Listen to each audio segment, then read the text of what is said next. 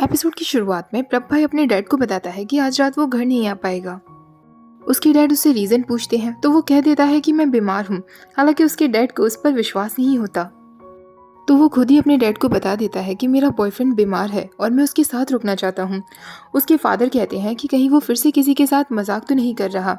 तो प्रभ भाई कह देता है नहीं, मैं प्रॉमिस करता हूँ इस बार मैं मजाक नहीं कर रहा। स्काई जाग चुका था और उसकी सारी बातें सुन रहा था। प्रभाई अपने फादर से कहता है मुझे पता है कि मेरे अंदर आपके गुण बिल्कुल भी नहीं है, मैं तो वैसे भी अपने अंकल पर गया हूँ। उसके फादर उसे डांटने लगते हैं तो वो कहता है अब चिल्लाना बंद करिए वरना आपको हार्ट अटैक आ जाएगा। अब मैं फ़ोन रखता हूँ। अब वो तुरंत स्काई के पास आता है। वो स्काई का हाथ पकड़ते हुए कहता है अब तुम्हारी तबीयत कैसी है, पर स्काई उसका हाथ हटा देता है। तो प्रभाई कहता है कितनी गलत बात है, रात भर तुमने मुझे खुद से दूर नहीं होने दिया और अब इस तरह बिहेव कर रहे हो। स्काई कहता है नहीं मैंने ऐसा कुछ नहीं किया, पर तभी उसे रात का सीन याद आ जाता है जब वो रात को फिर से वही डरावने सपने देख रहा था और उसने प्रभाई का हाथ पकड़ लिया था। प्रभाई भी उससे कह रहा था मैं तुम्हें छोड़कर कहीं नहीं जाऊंगा, मैं यही हूँ, मैं किसी को भी तुम्हें हर्ट नहीं करने दूंगा। स्काई स्काई नींद में ही कहता है पीपाई क्या ये तुम हो? प्रभाई कहता है हाँ। स्काई तुरंत उसे गले लगा लेता है और रोते हुए कहता है प्लीज़ मुझे छोड़कर मत जाना, मैं फिर से वो डरावने सपने नहीं देखना चाहता। फ्लैशबैक खत्म होता है। प्रभाई कहता है फाइनली तुम्हें लास्ट नाइट की सारी बातें याद आ गई ना? तुम्हारी पूरी बॉडी मेरी बॉडी के ऊपर थी, तुम्हारे हाथ और पैर भी। तुम सच में कितने नॉटी बॉय हो, मैं बड़ी मुश्किल से खुद को कंट्रोल कर पाया था। अब स्काई उठकर कॉलेज के लिए रेडी होने के लिए जाता है, पर प्रभाई उसे कहता है कोई ज़रूरत नहीं है, रेन ने तुम्हारी लीव लगा दी है और उसने ये भी कहा है कि तुम स्टूडेंट क्लब की परवाह मत करो, वो सब देख लेगा। स्काई कहता है नहीं मुझे जाना होगा। प्रभाई उसका हाथ पकड़ लेता है और उससे कहता है ज़्यादा जिद्दी मत बनो और आराम करो। वो उसे लटाते हुए कहता है चाहे तुम्हें अच्छा लगे या ना लगे, पर तुम्हें यहाँ आराम करना होगा। रात के समय तुम्हें फिर से फीवर आ गया था, मैं बस तुम्हें हॉस्पिटल ले जाने ही वाला था, इसीलिए अगर तुम हॉस्पिटल नहीं जाना चाहते तो यहीं लेटे रहो, मैं बाद में तुम्हें जगा दूंगा जब तुम्हारी दवाइयों और खाने का समय होगा। अब प्रभाई वॉक के लिए निकल जाता है और रेडियो पर चल रहा होता है थाईलैंड में कई जगह लो प्रेशर की वजह से टेम्परेचर बढ़ गया है, जिससे बारिश होने की संभावना है। प्रभाई जब वापस आता है तो वो फिर से स्काई के पास ही बैठ जाता है और बार बार उसका बुखार चेक करता है। स्काई भी अपनी नींद से बार बार जागकर उसकी तरफ देखने लगता है। स्काई अपना काम खुद करने की कोशिश करता है, पर प्रभाई उससे कहता है तुम मेरी मदद के बिना कुछ नहीं करोगे। रात के समय एक बार फिर स्काई को बुरा सपना आता है।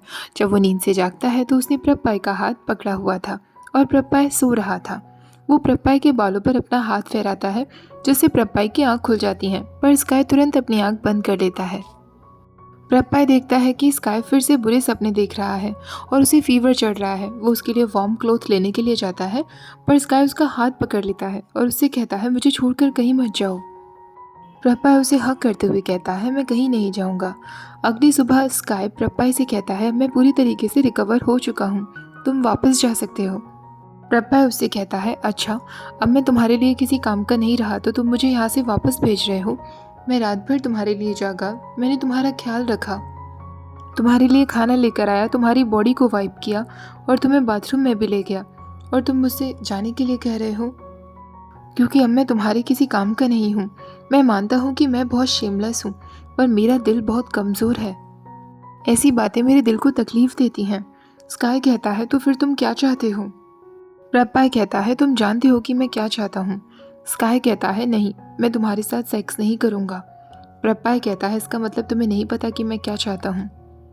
ये बात सच है कि मैं पहले तुम्हारे साथ केवल सेक्स ही करना चाहता था। जब मैंने रेन से तुम्हारा नंबर मांगा था तो मेरा यही गोल था, पर अब मैं केवल इसी बात से खुश हो जाऊंगा कि तुम मेरा नंबर ब्लॉक नहीं करोगे, मेरी कॉल्स को रिसीव करोगे और मेरे मैसेजेस के रिप्लाई दोगे, मुझसे दूर भागने की कोशिश नहीं करोगे और मोस्ट इम्पॉर्टेंटली मुझे अपने पीछे आने दोगे।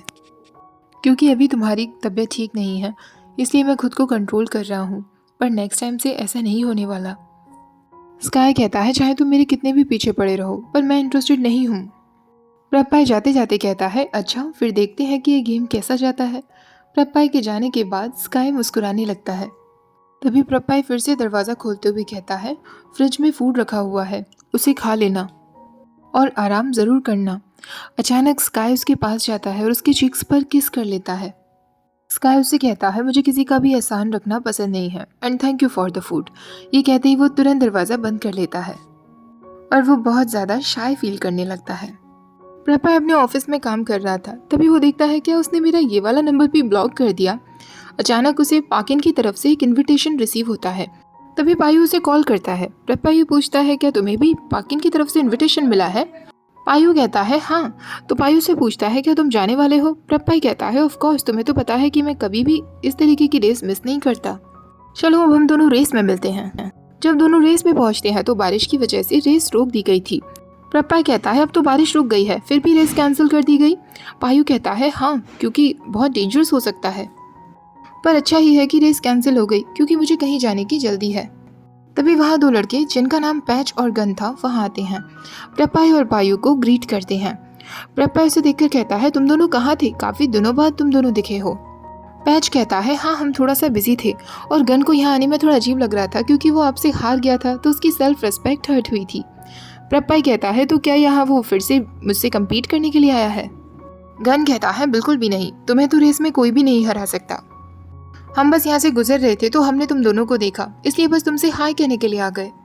पर अब जब रेस कैंसिल हो चुकी है तो हमें घर चले जाना चाहिए। पायु कहता है मुझे भी जरा फैकल्टी की रिस्ट बाइंडिंग सेरेमनी में जाना है, आज उनका लास्ट चीयर डे है, क्या तुम भी मेरे साथ चलना चाहोगे। प्रभा कहता है ये लास्ट चीयर डे क्या है। कॉलेज में स्टूडेंट क्लब का लास्ट चीयर डे चल रहा था जिसमें सारे सीनियर्स जूनियर्स को चीयर करते हैं और फनी फनी हरकतें करते हैं। सिक सारे जूनियर्स को चीयर करने के लिए उनका एक फनी सा चिकन वाइट बर्ड सॉन्ग गाने के लिए कहता है और सबको उस पर डांस करवाता है। स्टूडेंट क्लब के सारे मेंबर्स काम करने में लगे थे। कोई भी स्काई से काम नहीं करवा रहा था क्योंकि उसकी तबीयत ठीक नहीं थी, पर स्काई को अच्छा नहीं लग रहा था। वो उन सबसे कहता है क्या मैं भी थोड़ा सा काम करवा दूं, पर वो सब जोर से चिल्लाते हुए कहते हैं बिल्कुल नहीं, तुम बस यहीं बैठे रहो। स्काई दुखी मन से वहीं बैठा रह जाता है तो उसका दोस्त आकर उससे कहता है क्या हुआ मिस्टर पेशेंट, क्या तुम ठीक हो। स्काई उससे कहता है मैं बस यहाँ सबके लिए बोझ बनकर रह गया हूँ। तो उसका दोस्त कहता है क्या बकवास कर रहे हो, क्या तुम देख नहीं सकते कि तुम्हारी हार्डवर्क की वजह से ही सारी एक्टिविटीज़ कितने स्मूथली हो रही हैं। वो तुम ही थे जिसने सब कुछ इतना सिस्टमेटिकली ऑर्गेनाइज किया, इसलिए हम सब कुछ कर पा रहे हैं, वरना तुम एग्जाम्पल के लिए सिक को ही देख लो, वो करता क्या है, सारे जूनियर्स के सामने फालतू सा नाच कर रहा है। ये सारी एक्टिविटीज़ का क्रेडिट तुम डिजर्व करते हो। स्काई कहता है हाँ, क्योंकि हम सब मिलकर वैसे भी जूनियर्स के लिए बेस्ट कर रहे हैं। इधर प्रभा भी स्कूल के लिए पहुंच रहा था। दूसरी तरफ काफ़ी ज़्यादा लंबे समय से बैठने पर स्काई की तबीयत खराब होने लगी थी, पर वो घर जाने का नाम नहीं ले रहा था। वो खुद से कह रहा था बस कुछ समय की बात हो रही, मुझे एंड तक यहाँ रुकना होगा। तभी प्रभा वहाँ पहुँच जाता है। वो आते ही सबसे पहले उसका फीवर चेक करता है। स्काई उसका नाम लेता है तो प्रभा कहता है मुझे खुशी है, कम से कम तुमने मेरा नाम तो लिया, मुझे पता था कि तुम खुद को थका लोगे और अपनी तबीयत बिगाड़ लोगे। स्काई कहता है प्लीज़ मेरे दोस्तों को मत बताना, वरना वो फालतू मेरी चिंता करेंगे। प्रभा उठकर जाने लगता है तो स्काई उसका हाथ पकड़कर कहता है तुम कहाँ जा रहे हो। प्रभा कहता है मैं बस तुम्हारी मेडिसिन लेकर आता हूँ। वो उसे मेडिसिन ला कर देता है। उसके बाद उससे कहता है अब तुम मेरे शोल्डर्स पर अपना हेड रखकर यहीं पर थोड़ी देर बैठ जाओ, या फिर मैं तुम्हें वापस तुम्हारे डोम ले चलता हूँ। स्काई उसके कंधे पर अपना सिर रख लेता है और उससे पूछता है तुम यहाँ कैसे आ गए। तो पप्पा उससे कहता है क्योंकि मुझे पता था तुम बहुत जिद्दी हो और यहाँ पर ज़रूर आओगे और तब तक यहाँ रुकोगे जब तक तुम्हें फिर से बुखार ना आ जाए। वो तो अच्छा है कि पायु ने मुझे बता दिया था कि ये लास्ट चीयर सेरेमनी सुबह तक चलने वाली है। स्काई उससे कहता है तो तुम क्या मुझे यहाँ रुकने से मना करोगे। पप्पा कहता है करता, पर यह सेरेमनी तुम्हारे लिए बहुत इंपॉर्टेंट है, इसलिए मैं नहीं करूँगा। नॉन्ग स्काई, हो सकता है तुम मेरे बारे में सोचते हो कि मैं एक प्लेयर हूँ, पर मैं इस रिश्ते को लेकर सच में सीरियस हूँ। स्काई उसके कंधे पर सिर रख लेता है और उससे कहता है थैंक यू सो मच मेरे लिए यहाँ आने के लिए। और प्रभा मन में सोचने लगता है प्रभा तुमने सच में आज तक कभी भी किसी से इतना प्यार नहीं किया है। मॉर्निंग हो जाती है और उन लोगों की रिस्ट बाइंडिंग सेरेमनी चल रही होती है। इस बीच प्रभा की नज़रें सिर्फ स्काई पर ही रहती हैं। सेरेमनी खत्म हो जाने के बाद स्काई सारे जूनियर्स को गुड बाय करता है और प्रभा से कहता है अब तुम भी यहाँ से जा सकते हो। पर प्रभा उससे कहता है कितनी गलत बात है, इतने घंटों तक मेरे साथ कडल करने के बाद अब तुम मुझे यहाँ से जाने के लिए कह रहे हो। जब मुझे पता चला था कि तुम रात भर यहाँ रुकने वाले हो तो मैं बारिश में भीगते हुए यहाँ तक तुम्हारे पास आया था और रात भर तुम्हारा ख्याल रखा, पर फिर भी कोई मेरी तारीफ ही नहीं करता। स्काई उससे कहता है मेरे कहने का वो मतलब नहीं था। तो प्रपाई कहता है इसका मतलब मैंने जो भी कुछ किया उसके लिए मुझे इनाम मिलना चाहिए। इनाम में मैं तुम्हारी वो लवली सी स्माइल देखना चाहता हूँ, तो क्या तुम प्लीज़ मेरे लिए स्माइल करोगे? इससे पहले कि स्काई कुछ कहता, कुछ लड़कियां वहाँ चली आती हैं और उससे कहती हैं प्लीज स्काई, हमें पता चला कि प्रिपरेशंस की वजह से आपकी तबीयत खराब हो गई, इसलिए हम यहाँ आपको थैंक्स कहने के लिए आए थे। थैंक यू सो मच हमारा इतना ख्याल रखने के लिए। हम प्रॉमिस करते हैं कि नेक्स्ट ईयर हम भी अपने जूनियर्स का इसी तरह ख्याल रखेंगे। ऐसा कहकर वो लड़कियां वहाँ से चली जाती हैं। उनके जाने के बाद और उनकी बातें सुनकर स्काई बहुत खुश था। प्रपय उससे कहता है अगर तुम खुश हो तो तुम्हें अपनी ये खुशी जाहिर करनी चाहिए, प्लीज़ अब तो मुस्कुरा दो। स्काई तुरंत मुस्कुरा देता है और उससे कहता है पीपाई, मैं सच में आज बहुत खुश हूँ। उसे मुस्कुराता हुआ देखकर प्रपाई को बहुत अच्छा लगता है और वो सोचने लगता है शायद मेरा वो किसी से अटैच ना होने का रूल अब टूटने को आ गया है। स्काई उसे देखकर कहता है क्या हुआ? तो प्रपाई कहता है कुछ नहीं, चलो अब घर चलते हैं। स्काई पीसफुली सो रहा था। प्रपाई उसे देखकर सोचने लगता है तुम इतना पीसफुली कैसे सो सकते हो? मेरी फीलिंग्स बिल्कुल नहीं समझते तुम। फिर वो खुद से कहता है मैं एक सोते हुए लड़के को इस तरह क्यों देख रहा हूँ? मैं खुद को कंट्रोल कर सकता हूँ। अगर मैं इतनी दूर तक आ गया हूँ तो कुछ समय का कंट्रोल और सही। वो धीरे धीरे उसके नज़दीक जाने लगता है। उसका किस करने का तो बहुत मन करता है, पर फिर भी वो खुद को कंट्रोल कर लेता है और स्काई को किस नहीं करता। अचानक से स्काई की आंखें खुलती हैं। वो पीपाई को अपना इतने नज़दीक देखकर उससे कहता है क्या आप मुझ पर जंप करने वाले थे? प्रपाई तुरंत उससे अलग हो जाता है और उसे कहता है मैं वॉशरूम जा रहा हूँ। उसे जाता हुआ देखकर स्काई को थोड़ा सा अच्छा नहीं लगता और वो खुद को ही डांटते हुए कहता है क्या तुम पागल हो गए हो स्काई? तुम अभी चाहते थे कि प्रपाई तुम्हें किस करे? ये सोच सोचकर वो शर्माने लगता है। जब स्काई पूरी तरीके से ठीक हो जाता है तो वो प्रपाई से कहता है थैंक यू सो मच मेरी मदद करने के लिए। प्रपाई कहता है थैंक्स की कोई ज़रूरत नहीं है, मुझे भी तुमसे एक फेवर चाहिए। नेक्स्ट वीक अपना शेड्यूल बिल्कुल फ्री रखना। नेक्स्ट वीक आते ही प्रपाई स्काई को अपने साथ डेट पर ले आता है। तो स्काई उससे कहता है तो यही फेवर तुम्हें चाहिए था? प्रपाई कहता है हाँ, मैं इस जगह तुम्हें डेट पर लाना चाहता था। ये जगह तुम्हें कैसी लगी? स्काई कहता है अच्छी है, मैं यहाँ पहले भी आ चुका हूँ पीपायू के साथ। प्रपाई ये सुनकर शॉक रह जाता है। तो स्काई कहता है मेरे कहने का मतलब है पीपायू और रेन के साथ मैं यहाँ पहले आ चुका हूँ। प्रपाई कहता है थैंक गॉड, वरना मुझे तो बहुत ज़्यादा पंच पड़ते। पर तुम चिंता मत करो, मैं सेम मिस्टेक नेक्स्ट टाइम नहीं करूँगा। स्काई कहता है पर मैंने तो तुमसे कहा था कि मैं तुम्हारे लिए केवल एक फेवर करूँगा। प्रपाई ये सुनकर कहता है मीनी तुम कितने मतलबी हो, बहुत चालाक हो। तभी एक लड़की नट्सू वहाँ आती है जो उस रेस्टोरेंट की ओनर थी। वो प्रपाई से कहती है तुम यहाँ किसके साथ लंच पर आए हो? प्रपाई स्काई को उससे इंट्रोड्यूस करता है। दोनों में आपस में कुछ बातें होती हैं। उसके बाद नट्सू कहती है अब मैं तुम दोनों का ज़्यादा समय नहीं लूँगी, मैं यहाँ से चलती हूँ। नट्सू के जाने के बाद स्काई कहता है वो लड़की काफ़ी ब्यूटीफुल है, तुम्हारे लिए परफेक्ट मैच है। प्रपाई कहता है वो बस मेरी एक फ्रेंड है, कुछ भी गलत मत समझो। तुम हमेशा मुझे खुद से अलग करने के लिए इतने उतावले क्यों रहते हो? अब मैं तुम्हें कुछ बताना चाहता हूँ, हालांकि तुम सुनने में इंटरेस्टेड नहीं होंगे, पर फिर भी मैं तुम्हें बताऊंगा। उस रात जब मैं तुम्हारे साथ सोया था उसके बाद मैंने किसी को भी आंख उठाकर नहीं देखा है। स्काई उससे कहता है मैं बेवकूफ़ नहीं हूँ, तो प्लीज़ झूठ मत बोलो। प्रपाई कहता है हाँ ठीक है, अब मैं तुम्हें सच सच बताता हूँ। उसके बाद 3 बार मैं लोगों के साथ सो चुका हूँ, पर 2 महीने से मैं किसी के भी साथ नहीं रहा हूँ जब से मैं तुम्हारे साथ हूँ। स्काई कहता है मुझे क्यों बता रहे हो, मैं नहीं जानना चाहता। प्रपाई कहता है तुम्हें सच में मेरी बातों पर विश्वास नहीं हो रहा? स्काई मुस्कुराने लगता है तो प्रपाई कहता है क्या तुम अभी मुस्कुराए थे? स्काई कहता है नहीं, और मैं उस बारे में नहीं जानना चाहता था। दूसरी तरफ पी जॉय डोम के बाकी सारे स्टूडेंट्स को प्रपाई और स्काई के बारे में खबर दे रही थी और गॉसिप्स कर रही थी। वो लोगों को बता रही थी उन दोनों के बीच में ज़रूर कुछ चल रहा है।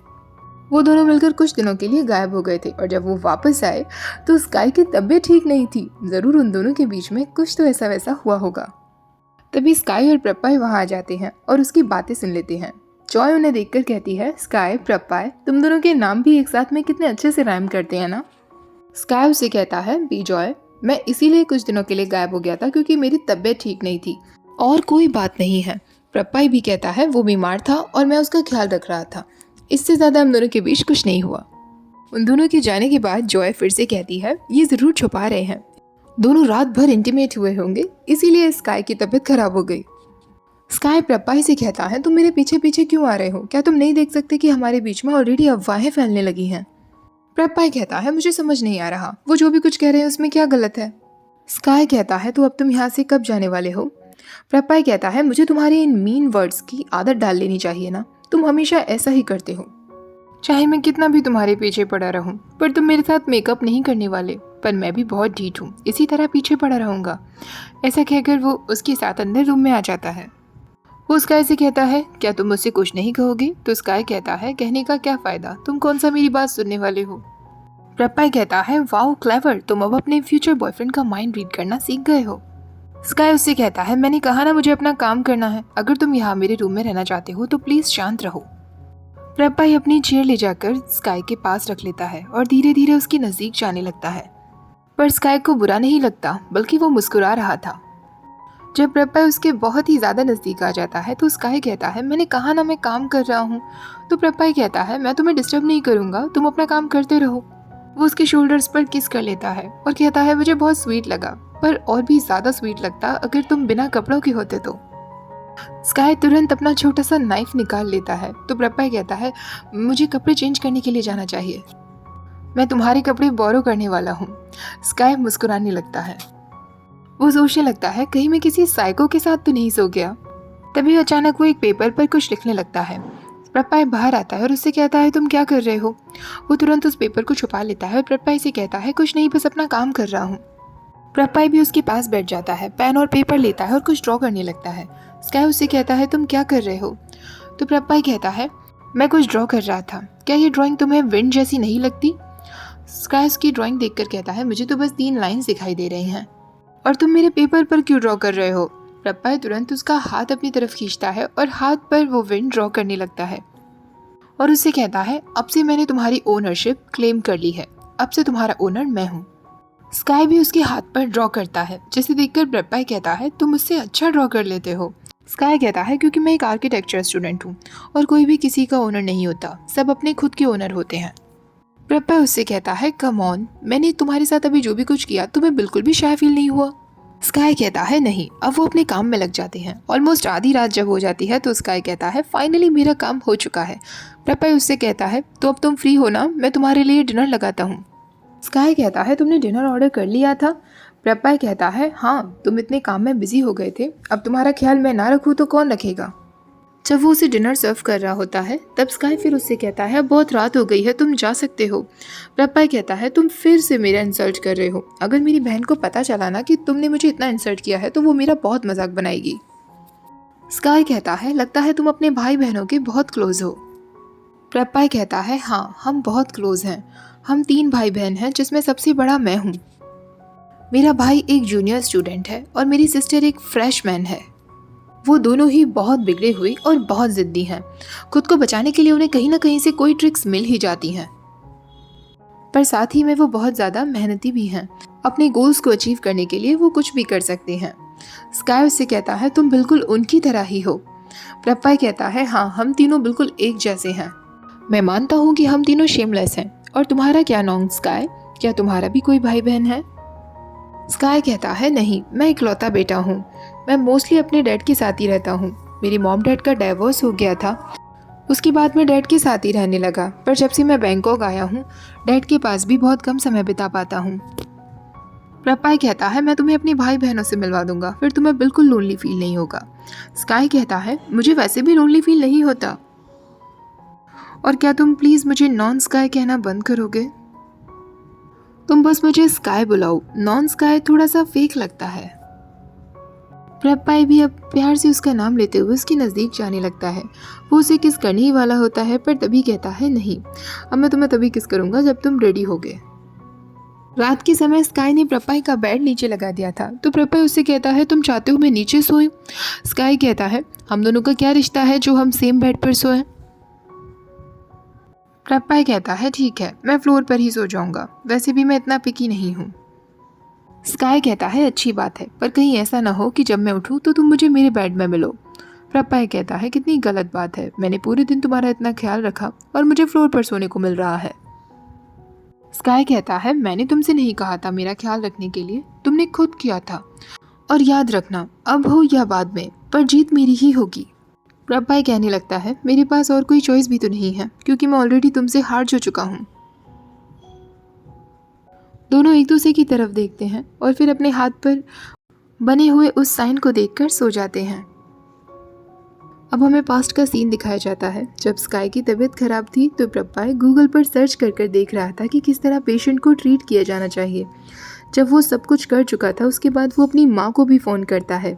उसकी माँ को विश्वास ही नहीं होता कि वो किसी का ख्याल भी रख सकता है और वो तुरंत उससे कहती है, वो ज़रूर तुम्हारा बॉयफ्रेंड है ना? प्रभाय कहता है, हाँ, मैं जल्दी ही आपको उससे इंट्रोड्यूस करवा दूंगा। दूसरी तरफ हमें वो भी दिखाया जाता है जो स्काई ने अपनी डायरी पर लिखा था। उसने प्रभाय के बारे में ही लिखा था और वो वहाँ उसकी आदतों को नोट कर रहा था। इसी के साथ हमारा ये एपिसोड खत्म हो जाता है। वीडियो अच्छी लगी हो तो प्लीज़ वीडियो को लाइक, शेयर, चैनल को सब्सक्राइब करना मत भूलिएगा। Thank you for watching. Bye bye.